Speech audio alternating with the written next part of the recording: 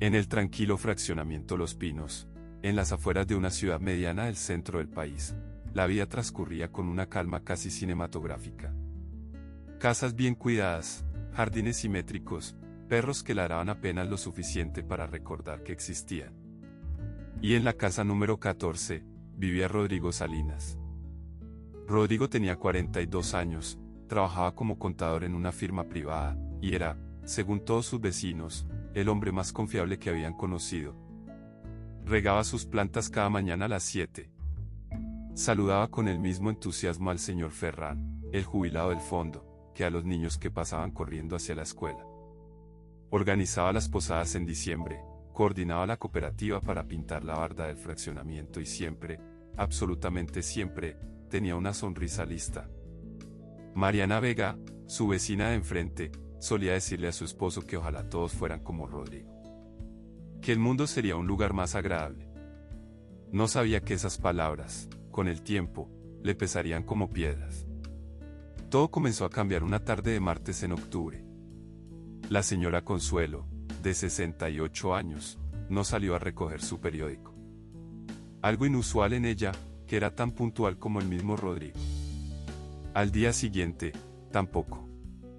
Fue Mariana quien tocó la puerta primero, sin obtener respuesta.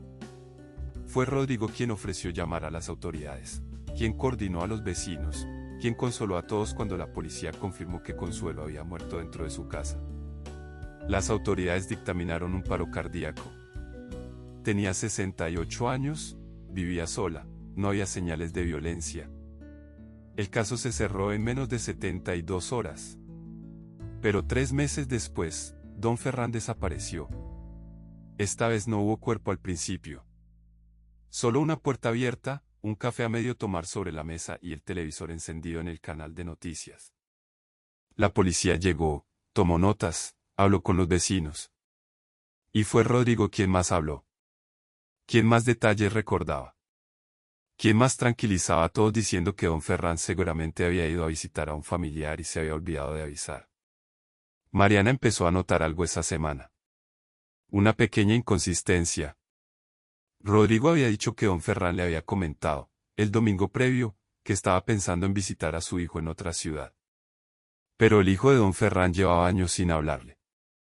Eso Mariana lo sabía porque Consuelo se lo había contado, en una de esas tardes de café en su jardín. Consuelo, que ahora estaba muerta. Mariana comenzó a revisar sus propias memorias con una lupa nueva. Recordó que Rodrigo siempre sabía cuando los vecinos salían de viaje. Que había ofrecido cuidarle la casa a don Ferrán mientras éste hacía unos trámites en el banco. Que el mes antes de morir, Consuelo le había prestado a Rodrigo las llaves de su casa para que recibiera a un plomero, y que esas llaves tardaron 4 días en ser devueltas. Con las manos temblando, Mariana empezó a escribir todo en una libreta. Fechas, detalles, conversaciones. Y lo que fue armando no se parecía a nada que hubiera querido imaginar. Decidió hablar con un detective privado antes de ir a la policía. No quería sonar como una vecina paranoica. El detective escuchó todo, tomó notas y pidió una semana. Esa semana fue la más larga de la vida de Mariana. Lo que el detective encontró fue devastador. Rodrigo Salinas no era contador. O sí lo era, pero eso era apenas la superficie. Tenía al menos 2 identidades documentadas en estados diferentes. En una ciudad del norte, había vivido bajo el nombre de Rafael Sandoval, en un fraccionamiento similar, hasta que 3 vecinos ancianos murieron en circunstancias que nunca fueron investigadas a fondo. En todos los casos, él había sido el vecino más colaborador, el más presente, el que más ayudaba. Cuando Mariana fue a la policía con toda esa información, los agentes tardaron en tomarlo en serio. Pero uno de ellos, una investigadora llamada Soto, sí lo hizo. Comenzó a tirar del hilo. Encontraron a don Ferrán. No estaba visitando a ningún hijo. El arresto de Rodrigo Salinas ocurrió un miércoles por la mañana, mientras él regaba sus plantas con la misma puntualidad de siempre. Según los testigos, no gritó, no corrió, no mostró ninguna emoción.